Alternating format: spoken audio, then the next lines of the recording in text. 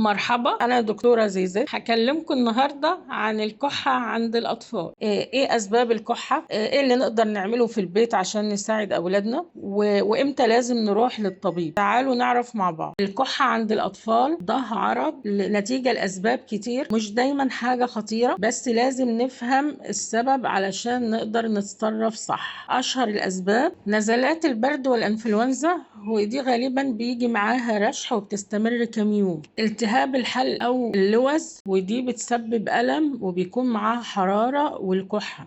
التهاب الشعب الهوائية، وده بيكون معاها صوت صفير وبتكون الكحة شديدة. الحساسية، ودي بتكون نتيجة للغبار أو حبوب اللقاح. الربو، وده بيخلي الطفل يكح بالليل أو مع المجهود. السعال الديكي، وهو بيجي على هيئة نوبات كحة شديدة، في آخرها الطفل بياخد نفس جامد وبتشبه صوت الديك. في بعض الحالات بتكون الكحة نتيجة جسم غريب دخل مجرى التنفس، وده بيحتاج تدخل طبي فوري. لو الكحة بسيطة ومفيش أعراض خطيرة، ممكن نساعد طفلنا في البيت بعدة طرق. شرب سوائل دافية زي المية والعصاير الطبيعية والأعشاب زي البابونج أو الكراوي. لو الطفل عمره فوق سنة، ممكن نديله عسل بيهدي الحلق وبيقلل الكحة. استنشاق بخار مية دافية بيرطب الجهاز التنفسي. استخدام مرطب للجو مهم، خصوصا في الجو الجاف.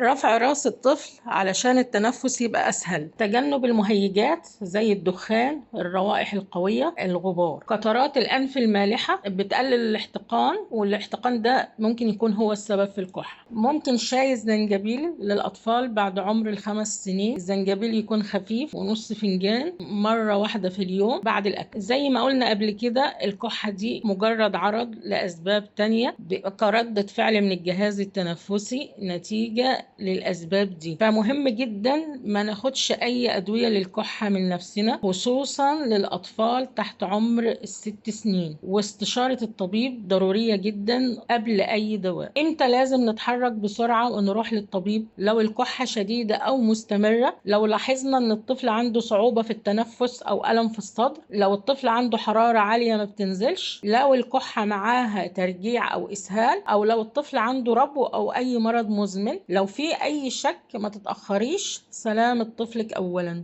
صحتكم تهمنا. شكرا على المتابعة، وما تنسوش الاشتراك في القناة.